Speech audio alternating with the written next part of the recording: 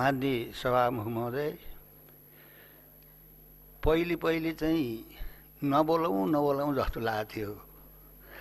सबै बोलेको देख्दाखेरि अलिकति आफूलाई पनि कता कता लबेदा सुरुवाल देखाउँ कि हाउसमा जस्तो लागेर म यहाँ आएको। सबभन्दा पहिलो कुरा त हामीले त्यति बेला के भनेका थियौँ भने स्वयं तपाईँ चाहिँ सरकारमा बसेको पार्टी, सरकार सञ्चालन गर्नको लागि संयन्त्रमा बसेको पार्टी, त्यही पार्टीले अविश्वास प्रस्ताव ल्याउँदाखेरि त्यति बेलै तपाईँ चाहिँ नि गोटी भएको कुरा मलाई महसुस भएको थियो। त्यो तपाईँ चाहिँ संसद भित्र त स्वयं प्रतिपक्ष थियो नि। त्यस कारणले यो खेलमा त्यति बेलाको प्रतिपक्ष सफल भएको छ। किनभने माओवादी केन्द्र त सत्तापक्षमै थियो नि, हामीसितै थियो नि। त्यस कारणले त्यति बेलाको प्रतिपक्षले के गर्न सफल भएको छ भनेर भन्दाखेरि कमसेकम माओवादी केन्द्र र एमालेको बिचमा महाभारत मच्काउनको लागि ऊ सफल भयो। अब अहिले पनि लडाइँ चाहिँ काङ्ग्रेस एमाले माओवादी केन्द्रको होइन। अहिले लडाइँ के हो भन्दाखेरि त म चाहिँ माओवादी केन्द्र र एमालेको बिचको झगडा। त्यसो भएको हुनाले त्यति बेलाको प्रतिपक्ष र अहिले सत्तापक्ष नेपाली काङ्ग्रेसका साथीहरू सफल हुनुभएको छ। तपाईँहरूको खेल सफल भएको छ। किनभने तपाईँको चाहिँ नि बन्चराले बन्चरो हानिरहेको छ। तपाईँहरू त रमाइरहनु भएको छ। त्यस कारणले यसमा आफूलाई तपाईँ चाहिँ वामपन्थी भन्ने साथीहरूले यति त बुझ्नु पर्थ्यो।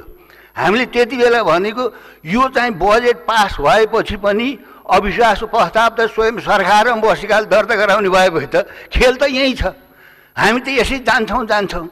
त्यस कारणले त्यति बेलाका पूर्व प्रधानमन्त्रीज्यूले के भन्नुहुन्थ्यो भने अहिले यो चाहिँ यो पुराको बजेट पास गर्नु पर्दैन, पैसा जति चाहिए छ भन्ने कुरा गर्नुहुन्थ्यो। अहिले फेरि त्यही बजेट सदर गर्नुपर्छ भने योभन्दा लज्जाजनक कुरा के हो? त्यस हुनाले यसो भन्दा तपाईँहरूलाई गाह्रो पर्ला। यो संसद भनेको खसीको टाउको झुन्नाएर कुकुरको मासु बेच्ने थलो भयो भएन। तपाईँहरूले आफ्नै चरित्रले गर्नु भएन, अरूले भन्नुभन्दा पनि यस्तै हो। भोलि तपाईँहरूले चाहिँ संविधान तपाईँ चाहिँ कार्यान्वयन नगरेर त्यो तपाईँ सीमाङ्कनको कुरा जुन अड्केको छ भोलि तपाईँहरूले त्यही गर्नुहुन्छ। भोलि गएर समय भएन। त्यस कारणले नयाँ गणतान्त्रिक लोकतान्त्रिक संविधान कार्यान्वयन गर्न सकिएन।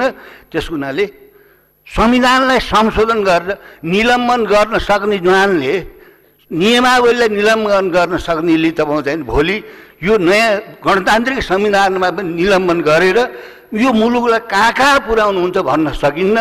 यसमा तपाईँ चाहिँ नि माओवादी केन्द्रका साथीहरू यसरी हतियार नबन्नुहोस्। तपाईँहरूले दुर्दशा देखाउनु भयो। सरकारमा तपाईँहरूले हुनुहुन्थ्यो, अविश्वास प्रस्तावमा त तपाईँहरूलाई उपयोग भयो नि। किनभने त्यहाँ अरू पनि थिए नि अविश्वास। ख्याल गर्नुभएको छ तपाईँहरूले? सत्ता मात्रै सबै कुरा हो। हाम्रो मूल्याङ्कन गरेका छैन बाहिर जनताले, यो हकीकत।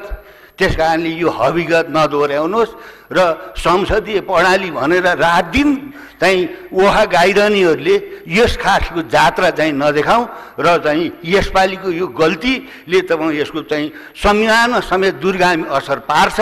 त्यस कारणले यस्तो गल्ती चाहिँ हामीले गर्नु